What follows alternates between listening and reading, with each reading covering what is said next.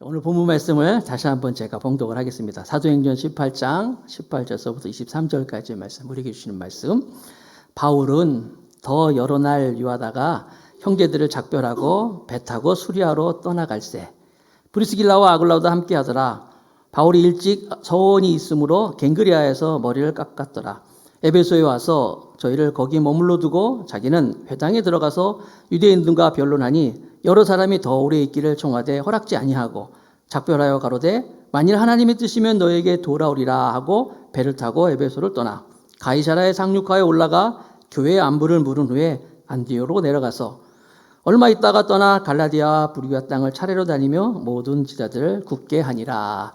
아멘. 네, 오늘 저는 요즘 어떻게 살고 있나요? 제목이 이렇게 정했어요. 요즘 어떻게 살고 있나요? 궁금하잖아요. 그렇죠? 요즘 다들 어떻게 지내는가? 어떻게 살고 있는가? 특별히 코로나19 이 사태를 인해가지고 지금 모든 게 다 그 코로나19 사태에 눌려가지고 정신 없어요. 정신 없는데 그래도 우리가 내가 지금 어떻게 살고 있는지. 여러분, 우리의 인생이라고 하는 것이 두 번 살지 않잖아요. 한 번밖에 못 살잖아요. 두 번 산다면은 한 번 살아보고 이렇게 살면 안 되겠구나 알 텐데 딱 한 번밖에 못 사는 인생. 또 엄청 짧아요. 늘 제가 말씀드리지만 거듭 말씀드리지만 저는 저의 그 주민등록증에 나와 있는 제 그 나이를 못 믿겠어요, 진짜. 내 마음은 아직도 막 그냥 이런데 청춘인데 언제 이랬는지 모르겠어요. 저만 그렇습니까? 여러분들 뭐 지금까지 살아오시는 동안 참 오래 살았습니까? 물어보세요. 아니라 눈 한 번 깜빡하니까 이렇게 된 것 같다 그러는데 아니 한 번밖에 못 살고 짧은 인생이잖아요. 그래서 제가 항상 메시지 가운데 우리 어떻게 살고 있습니까? 여러분들 무엇 때문에 살고 있습니까? 자주 질문하는데 오늘 사도행전 18장 말씀을 통해서 사도 바울의 여정을 쭉 따라가면서 나도 지금 어떻게 살고 있는지 한번 생각해 볼 수 있는 그런 시간이 되어서 우리 인생이 가치 있고 후회하지 않는 인생이 되기를 축복합니다. 첫 번째, 어떻게 하면 우리가 가치 있고 후회하지 않는 인생을 살겠는가? 오늘 말씀을 통해 볼 때 그것은 목적이 이끄는 인생을 살 때 그렇게 살 수 있는 거예요. 사도 바울은 항상 하나님께서 그를 이방의 빛으로 불러줬어요. 이방의 빛, 그러니까 복음을 전하는 사명을 줬는데 이게 바울의 삶의 목적이었어요. 그래서 그는 이 이방의 빛으로 살아가는 모습이었어요. 사도행전 13장 47절에 주께서 이같이 우리를 명하시되 내가 너를 이방의 빛을 삼아 너로 땅끝까지 구원하게 하리라 하셨느니라 하니 이방의 빛. 사도 바울은 그래서 나는 이방의 빛, 복음을 전하는 사명, 이 사명을 가지고 쭉 살펴봤잖아요. 1차 전도여행 수리아 안디옥에서 그 안디옥 교회에서 목회 잘하고 있다가 갑자기 이제 성령의 인도하심을 따라서 이제 구부로부터 시작해가지고 그 소아시아에 가가지고 고생하면서 1차 전도여행 잘 마치고 1차 전도여행 마치고 돌아와서 보통 그 고생스러운 걸 하면 또 하려고 하는데 곧바로 또 2차 전도여행을 가는 거예요. 이번에는 구부로 쪽이 아니라 내륙으로 해가지고 위쪽으로 올라가지고 그 더베라든지 비시디아 이쪽으로 해가지고 소아시아 쪽으로 가려고 그러는데 못 갔잖아요. 방해가 있어가지고 드로아까지 밀려가서 드로아라는 곳에 기도할 때 하나님께서 마게도냐 사람을 보여가지고 유럽으로 건너가서 빌립보 시작해가지고 데살로니가, 베레아, 또 아덴, 고린도, 지난주에 살펴본 고린도까지. 고린도라는 곳은 굉장히 타락한 곳이라고 했어요. 고린도. 그래서 여러분 그 당시에 고린티아 조마이 이런 헬라어가 있어요. 고린티아 조마이. 그 말은 무슨 뜻이냐면은 너 꼭 고린도 사람 같다 이런 뜻이거든요. 근데 그 뜻이 굉장히 고린도 사람들에게 타락함. 고린도 사람들의 어떤 여러분 우리나라에서도 어떤 뭐 지역을 가리켜서 어떤 스타일 그런 얘기를 할 수도 있고 또 무슨 오렌지족 이런 얘기 하잖아요. 그런 얘기할 때 들리는 뉘앙스 있지 않습니까? 그런 것처럼 고린티아 조마이 그러면은 너는 고린도 사람 같다. 고린도 사람들에게 타락함 그걸 얘기하는 거예요. 그 타락한 그곳에 가서 바울이 떨리는 마음으로 갔지만 그것도 복음을 전하는 그런 모습이 이제 쭉 나오는 거예요. 거기서 끝이지 않습니다. 고린도에서도 에베소로 갑니다. 에베소에서 이제 오늘 살펴보겠지만 이제 에베소가 2차 전도여행의 마지막 장소예요. 그래서 에베소에서 이제 가이사라로 배 타고 와서 가이사라에서 올라가는 모습을 볼 수가 있어요. 자, 이제 그게 바로 오늘 본문의 시작인데 사도행전 18장 18절부터 오늘 읽었지요. 보세요. 바울은 더 여러 날 유하다가 어디서? 고린도에서 형제들을 작별하고 이제 거길 떠납니다. 배를 타고 수리아로 떠나갈새 수리아 안디옥이죠. 처음에 바울이 출발했던 곳이에요. 수리아 안디옥. 수리아로 떠나갈새 놀라운 사실은 그때 브리스길라와 아굴라도 함께 하더라. 고린도에서 만난 부부잖아요. 같은 업을, 같은 장막 짓는 일을 하고 있는 사람인데 이들이 같이 따라왔어요. 바울이 일찍 서원이 있으므로 갱그리아에서 머리를 깎았더라. 고린도에서 복음을 전하다가 믿음의 형제들이 생기면서 이제 그곳에 계속 있지 않냐고 이제 돌아오는 거예요. 돌아와서 배를 타고 이제 에베소로 오는데, 자 19절부터 봅니다. 또 사도행전 18장 19절, 18장 19절에서 21절, 에베소에 와서 이제 에베소에 왔어요. 소아시아 쪽으로. 저희를 거기 머물러 두고 따라왔던 그 브리스나와 아굴라 이런 분들 거기 머물러 두고 자기는 회당에 들어가서 유대인들과 변론하니 여러 사람이 더 오래 있기를 청하되 허락지 아니하고 작별하여 가로되 만일 하나님의 뜻이면 너에게 돌아오리라 하고 배를 타고 에베소를 떠나. 자 여기서 에베소에서의 바울의 사역은 이제 회당에서 유대인과 변론했다 이렇게 잠깐만 나와요. 이 정도만 나오는데 이 바울과 에베소와의 이 만남이 첫 번째 만남입니다. 2차 전도 여행 중간에 이렇게 만나요. 거기 사람들이 있는데 바울 보고 좀 더 있어주세요. 조금 더 같이 있어주세요. 그럴 때 바울이 아니야. 내가 여기 있는 거다. 하나님의 뜻이면 너에게 돌아오리라 하고 이제 작별하고 합니다. 하나님의 뜻이면 여기서 이제 에베소를 떠나서 이제 가이사를 통해서 이제 예루살렘에 들렸다가 이제 수리아 안디옥으로 가는데 하나님의 뜻이며 2차 전도여행 때 에베소와 약속했던 이 약속은 이제 3차 전도여행 때 이루어집니다. 바울이 진짜로 에베소에 가가지고 그곳에서 두란노 서원이라는 곳에서 2년 동안 머물면서 집중적으로 에베소 교회에 그 사람들이 이제 에베소 교회를 세우고 하는 거예요. 성지순례 가보면 다른 곳에도 볼 곳이 많이 있지만 에베소라는 곳은 볼 게 굉장히 많이 있어요. 에베소 그 지역 자체가 그대로 다 보존이 되어 있어요. 물론 사람들은 안 삽니다. 다 폐허가 됐죠. 근데 거기 뭐 원형 경기장도 있고 무슨 뭐 거리가 다 있고 에베소가 굉장히 큰 그 유적지로 남아 있어요. 자, 그렇죠. 2차 전도여행의 첫 번째 만나서 하나님이 뜻이면 다시 보게 될 것이다. 3차 전도 때 또 만났죠. 이렇게 두 번째 만남이에요. 세 번째 만남은 그리고 나서 이제 10여 년이 지난 다음에 바울이 이 에베소 교회를 생각하면서 편지를 써요. 그 편지가 에베소서, 그 유명한 에베소서가 되는 거예요. 이런 만남이 이제 있습니다. 자, 아무튼 에베소를 떠나서 이제 마지막 에베소 그 지역을 떠나서 예루살렘을 옵니다. 그게 이제 사도행전 18장 22절. 가이사라에 상륙하여, 가이사라가 그러니까 그 본토 거기 예루살렘에 있는 그 팔레스타인 그 지역에 이제 항구죠. 예를 들어서 서울에 오려면 인천항에 내리는 것처럼 이제 가이사라 그런 항구인데 가이사라에 상륙하여 올라가 교회의 안부를 묻은 후에, 여기서 교회는 예루살렘 교회입니다. 예루살렘 교회에 안부를 묻은 후에, 안부를 물었지만 또 자신의 그 2차 전도여행 보고도 했겠죠. 보고하고 물은 후에 안디옥으로 내려가서, 지도상으로 보면 위쪽이지만 이제 표현은 이제 내려갔다고 나와 있어요. 예루살렘이 항상 높은 곳이 항상 내려갔다 이렇게 얘기하는데, 자 보세요. 바울은 온통 1차 전도여행, 2차 전도여행, 이게 뭐예요? 이방의 빛으로 사명을 감당해서 그의 삶이 다 들어지는 거예요. 자 22절에 예루살렘을 잠깐 들른 후에 수리아 안디옥으로 이제 내려갔다. 웬일입니까? 22절에 2차 전도여행에 맞춰졌는데 23절에 또 출발해. 그러니까 22절에 도착, 23절에 3차 전도여행이 또 출발이에요. 23절이에요. 이게 사도행전 18장 23절. 얼마 있다가 떠나 또 3차 출발하는 거예요. 갈라디아와 부르기와 땅을 차례로 다니며 모든 제자를 굳게 하니라.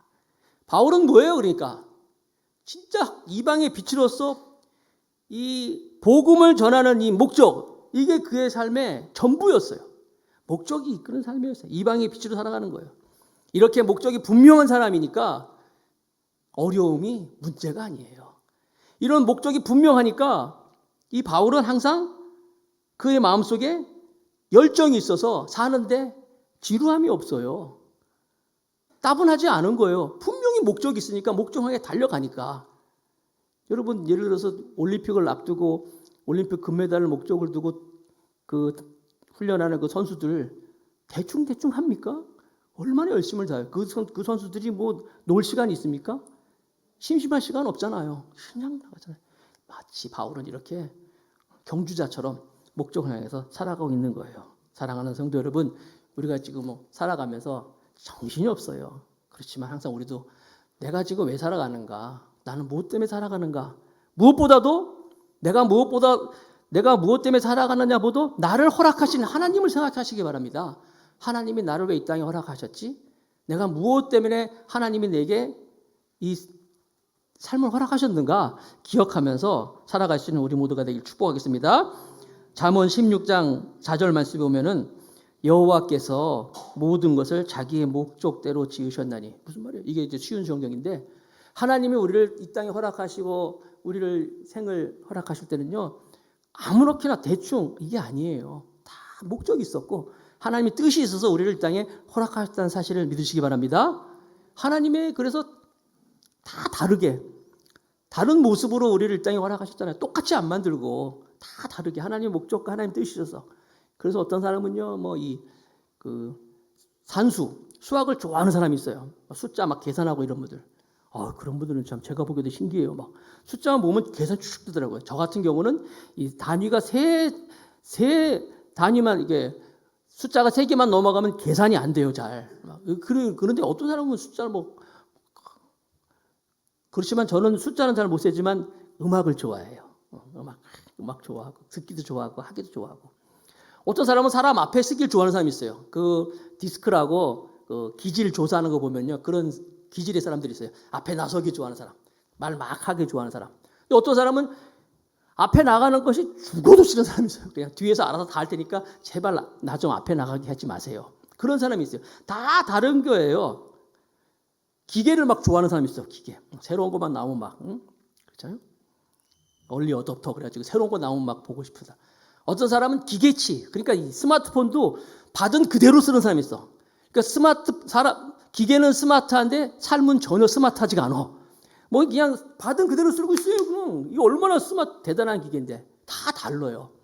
다 다르지만 중요한 건 뭐예요? 하나님께서 우리를 다 다르게 하셨지만 그 다름 속에 하나님의 목적도 다 있다는 사실을 믿으시기 바랍니다. 그래서 나를 이 땅에 보내신 하나님을 바라보라는 거예요. 항상 나를 이 땅에 보내신 하나님, 내가 이 세상에 왜 살아가는가. 무엇보다도 하나님께서 이 땅에 보내실 때 하나님은 좋으신 분입니다. 에레미야 29장 11절 말씀, 제가 많이 언급하는 말씀인데 이런 말씀은 정말 써놓고 계속 읽었으면 좋겠어요. 다 같이 한번 읽어봅시다. 시작. 나 여호와가 말하노라. 너희를 향한 나의 생각은 내가 안 하니 재앙이 아니라 곧 평안이요 너희 장래의 소망을 주려 하는 생각이라. 하나님은 고약한 분이 아니에요. 질병을 통해서 우리를 망하게 하려는 분이 아니라 그 가운데서도 우리에게 재앙이 아니라 평안을 주고 너에게 장래의 소망을 주려 하는 생각이라고 말씀하고 있는 거예요. 혹시 이 말씀을 나눈 여러분 가운데 실패의 자리에 있는 분이 있습니까? 고난의 현장 속에 있는 분이 있습니까? 하나님께서는 우리를 힘들게 하기 위해서 그런 환경을 허락하신 것이 아니라 그런 어려운 가운데서, 힘든 가운데서 하나님을 더욱 붙잡으라고, 더욱더 하나님을 붙잡고 나아가라고 말씀하시는 거예요. 하나님은 고난보다 크시고 문제보다 크시고 실패보다 크신 하나님을 고백하시기 바랍니다. 그렇게 우리가 또 하나님을 바라보면서 고난이 나타나면 우리는 천성을 향해 가는 순례자잖아요. 여러분, 여행하는 사람이 비가 온다고 비가 오는구나 하면서 그냥 넘길 수 있잖아요. 그런 거예요. 고난은 그런 거예요. 비 정도밖에 안 되는 거예요. 그런데 어떤 사람은 비가 온다고 그 비를 막 웅덩이를 파가지고 비를 막 모아가지고 웅덩이를 만들어서 자기가 웅덩이 속에 들어가는 사람이 있어요. 힘들지만, 고난이 있지만 오히려 이 고난은 나로 하여금 하나님을 더 붙잡을 수 있는 도구가 되는 거다. 더욱더 하나님을 의지하는 기회가 되는 거다. 것이다. 믿고 나아가는 우리 모두가 되길 축복합니다. 에베소서 2장 10절 말씀에 그래서 바울은 우리는 그의 만드신 바라 그리스도 예수 안에서 선한 일을 위하여 지으심을 받은 자니 이 일은 하나님이 전에 예비하사 우리로 그 가운데 행하게 하려 하심이라. 우리는 그의 만드신 바라. 누가 만들었다고요? 하나님이 만드셨어요. 하나님이 직접 우리를 만드셨어요. 우리가 보통 존재가 아니에요. 하나님이 어떤 분이에요? 누가 하나님한테 하나님의 작품을 가지고 뭐라고 할 사람이 있겠습니까? 나는 하나님 만들었단 말이에요. 누가 미켈란젤로의 작품을 가지고 누가 뭐라고 얘기할 사람이 있겠습니까? 누가 감히 베토벤의 악보에 손을 댄 사람이 있겠습니까? 하나님이 나를 만들었다는 거예요.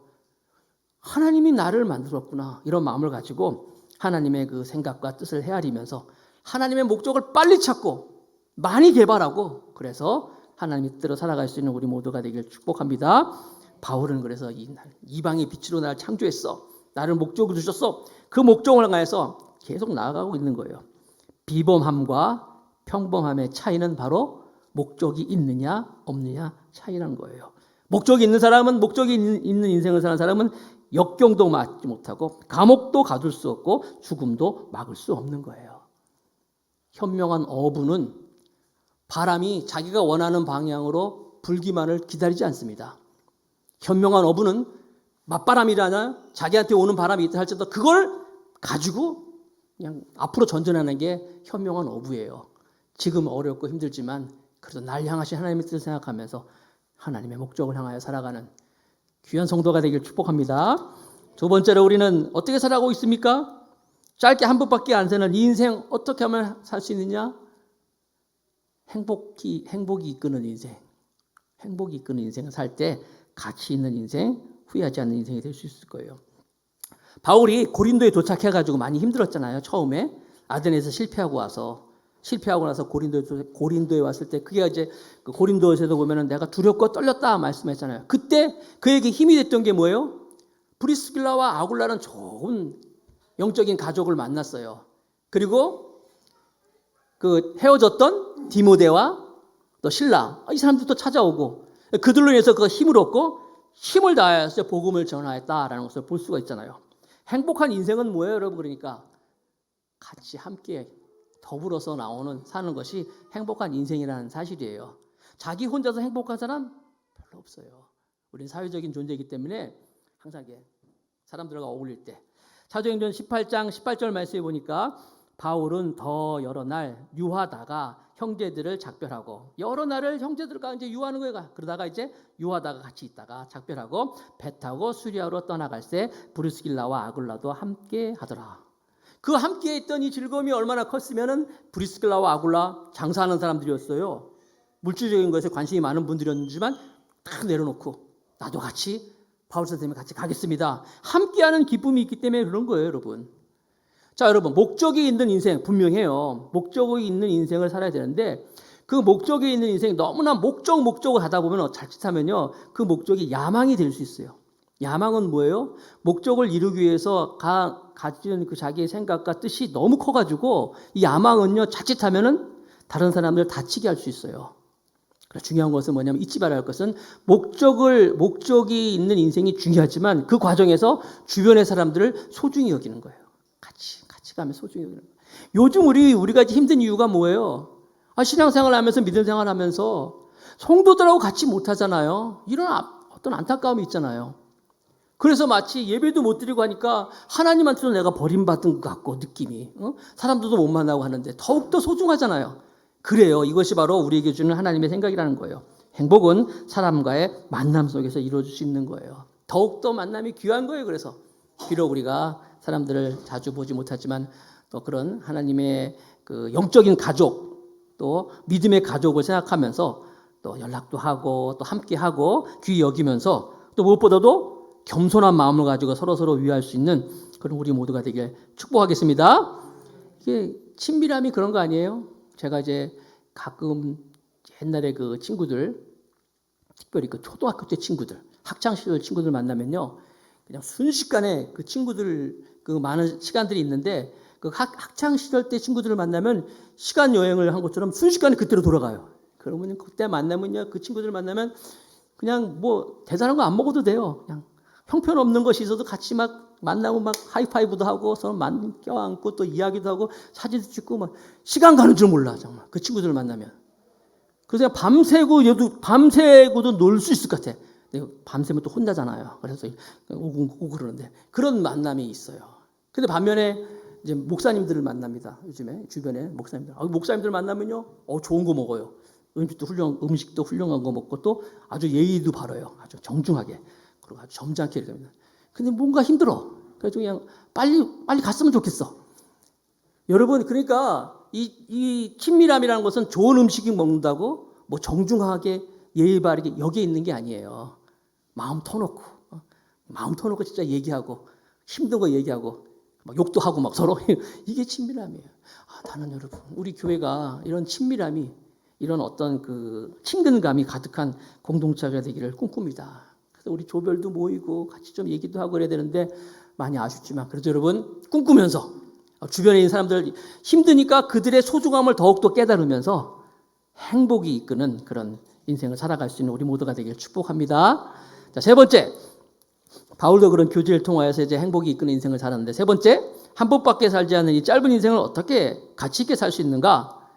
목적이 이끄는 삶, 행복이 이끄는 삶. 세 번째는 성령이 이끄는 인생이라는 거예요. 바울이 1차 전도여행을 마쳤어요.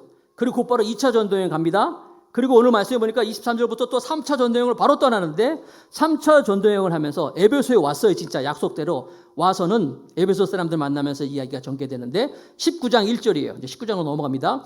아볼로가 고린도에 있을 때 바울이 윗지방으로 다녀 에베소에 왔어요. 아까 그 2차 전도여행 때 만났던 그곳에 와서 어떤 제자들을 만나니, 어떤 제자들, 이제 여기 나오겠지만 이제 12명 정도 되는 제자들인데, 그 사람들한테 나와서 물어보는 거예요. 너희들 성령 아니? 성령이 뭔지 아니었더니 이 사람들이 말하는 게 성령이 뭐예요? 이렇게 대답합니다. 그게 이제 2절부터 7절까지의 말씀인데, 사도행전 19장 2절부터 7절. 가로되 너희가 믿을 때 성령을 받았느냐? 가로되 아니라 우리는 성령이 있음도 듣지 못하였노라. 바울이 가로되 그러면 너희가 무슨 세례를 받았느냐? 대답하되 요한의 세례로다. 물세례죠. 바울이 가로되 요한이 회개의 세례를 베풀며 백성들에게 말하되 내 뒤에 오시는 이를 믿으라 하였으니 이는 곧 예수라 하거늘 너희가 듣고 주 예수의 이름으로 세례를 받으니 바울이 그들에게 안수하매 성령이 그들에게 임하심으로 방언도 하고 예언도 하니 모두 12사람쯤 되니라. 자, 한번 다시 봅니다. 에베소라는 곳에 와서 바울이 물어보는, 성령이 모른대요. 무슨 세례 받았냐? 요한의 세례만 받았습니다. 바울이, 야, 요한의 세례 받았으면 요한이 뭐라고 얘기했냐? 분명히 내 뒤에 오시는 이가 있지 않았냐? 그가 오시면 성령으로 세례 받는다 그러지 않냐? 예수 그리스도를 증거하고 그들에게 이제 말씀을 전한 후에 안수하니까 여기 방언도 하고 예언도 하였다. 여러분, 제가 부끄럽지만 박사 논문 그 제목이 방언이잖아요. 방언에 대해서. 그러니까 간단하게 요약해 드릴게요. 사도행전 1장 8절에 성령이 너에게 임하시면 너희가 권능을 받고 예루살렘과 온 유다와 사마리아 땅끝까지 내 증인이 되리라. 지상 명령을 하셨어요. 그런데 오직 성령이 임하면 예루살렘과 온 유다와 사마리아 땅끝까지 내 증인이 되라고 말씀하셨는데, 성령이 임한 그 마가의 다락방에서 폭발적인 예루살렘의 그 전도가 일어났어요. 그때 뭐 했어요? 그들이 방언했어요. 방언. 그 다음에 사마리아에서 또 기적이 일어나고, 그 다음에 그 예루살렘과 온 유다와 나가는데 가이사라에서 고넬료 12장 사도행전 12장이잖아요. 고넬료 집안에서, 고넬료 이방인이잖아요. 그 이방인 사람들이 베드로를 초청해서 말씀을 들을 때 성령이 임했어요. 이방인들이 말씀을 들으면서 폭발적인 능력이 날 때 거기 보면 또 방언을 했어요. 방언. 고넬료 가정의 사람들이 방언을 하기 시작했어요. 그리고 드디어 에베소, 이방 지역이잖아요. 가이사라는 것도 유대 땅이었지만 이방 지역의 에베소에서 바울이 와서 그들에게 말씀을 전하고 예수 그리스도를 전하고 안수하고 그들에게 그리스도를 증거했을 때 방언도 하고 예언도 하다. 그러니까 이 이방 지역에서 또 폭발적으로 또 복음이 전파될 때 뭐가 나왔어요? 방언이 나왔어요. 제가 그 논문이 바로 그거예요. 누가행전에 나타난 바울의 그 문학적 기능 이런 거였어요. 그러니까 여러분, 방언이라고 하는 것이 예루살렘에서 가이사라에서 또 에베소에서 정말 이 폭발적으로 막 복음이 전파될 때 중요한 수단으로 동원된 것이 방언이에요. 근데 요즘에 사람들이, 요즘엔 좀 많이 낮았어요. 예전에 제가 학창시절에 교회 다닐 때만 해도 이 방언에 대해서 굉장히 금기시했어요.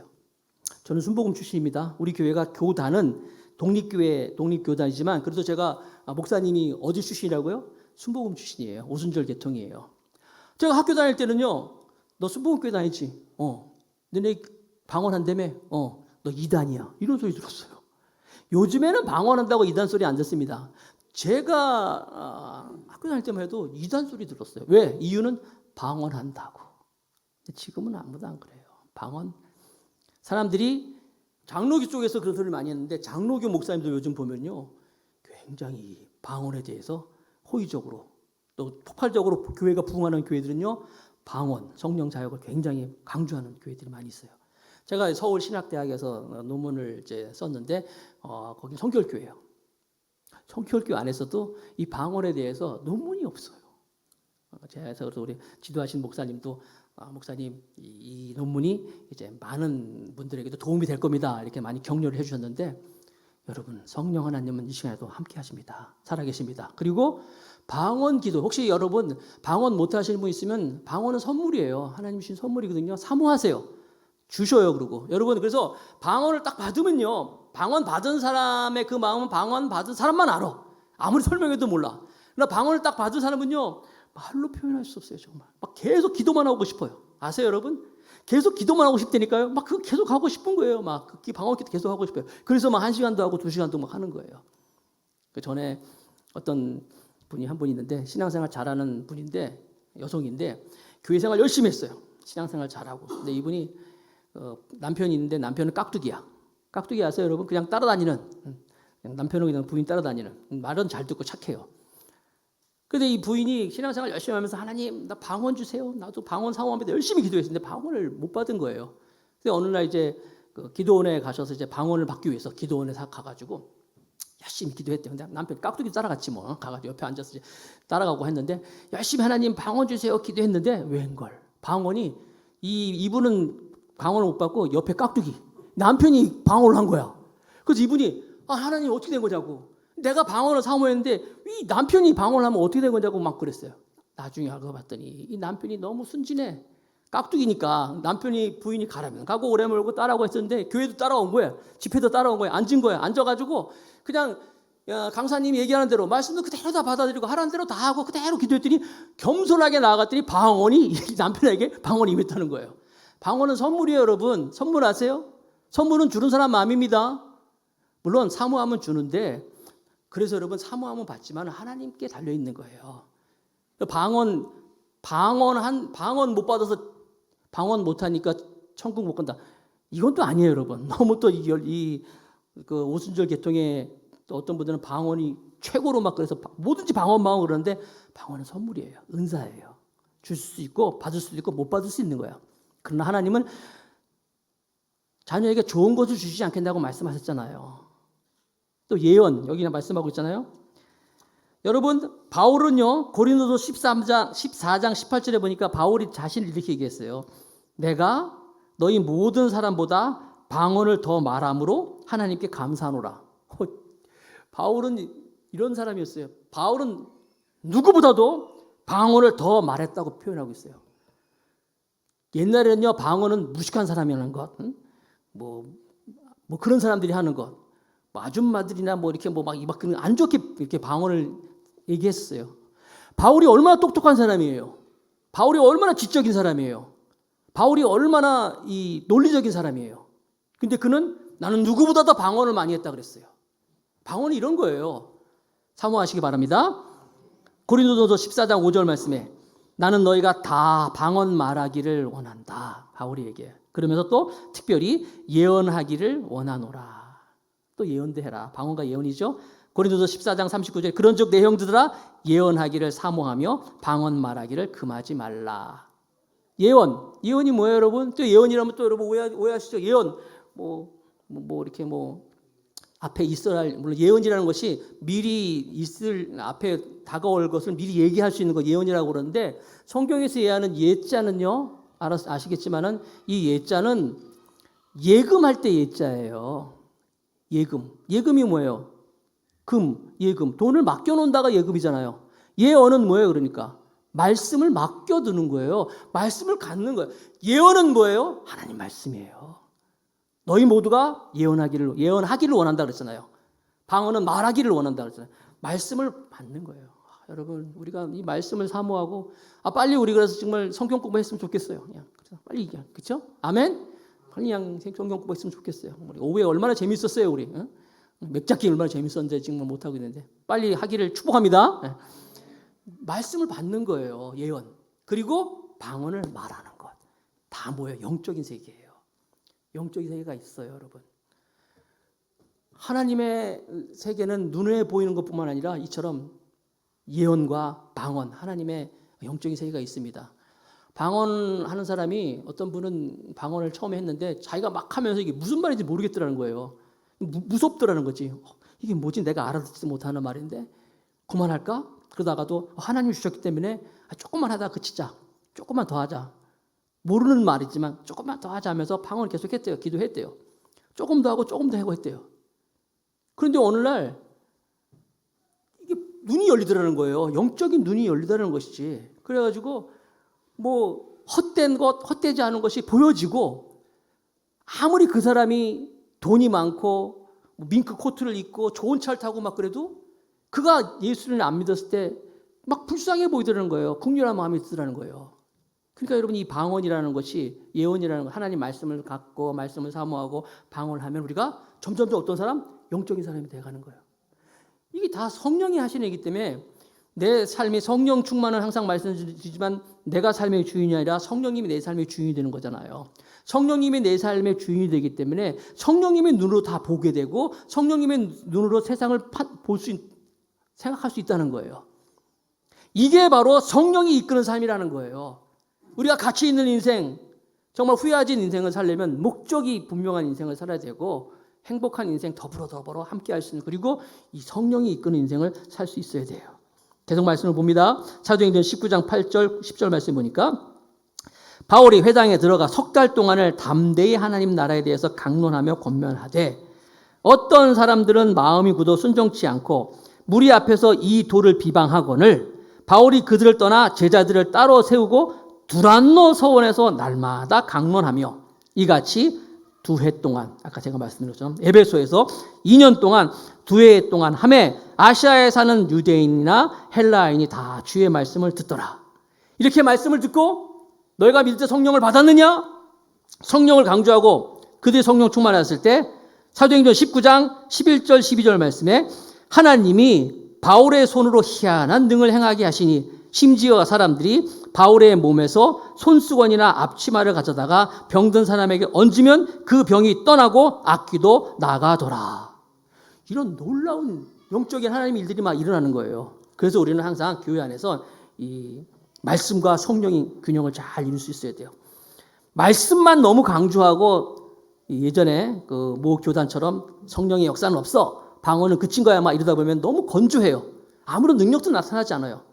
반면에 말씀이 없이 성령만 너무 강조하다 보면은 잘못하면 신비주의로 갈 수 있어요. 잘못하면은 정말 사이비로 갈 수 있는 거예요. 그래서 말씀과 이 성령이 이게 아주 균형 잡히면서 갈 수 있을 때 교회가 건강한 교회가 될 수 있는 거예요. 난 우리 교회 이렇게 말씀으로 또 성령의 역사가 함께하여서 성령이 이끄는 그런 삶이 되어서 정말 우리가 후회하지 않고 가치 있는 인생을 살기를 축복하겠습니다. 요즘 어떻게 지내십니까? 설교 제목이잖아요. 목적인 인생을 다시 한번 살펴봅시다. 내가 무엇 때문에 살아가고 있는가? 그리고 항상 주변의 사람들을 다시 한번 소중히 여깁시다. 그리고 내가 주인이 되어 살아가는 것이 아니라 성령님의 이끌림을 따라서 성령 충만한 사람이 되어서 좀 우리에게 주어진 인생, 한 번밖에 살 수 없는 인생, 가치 있고 후회 없는 인생을 살아가는 멋진 신앙인들이 다 되기를 주님의 이름으로 축복하겠습니다.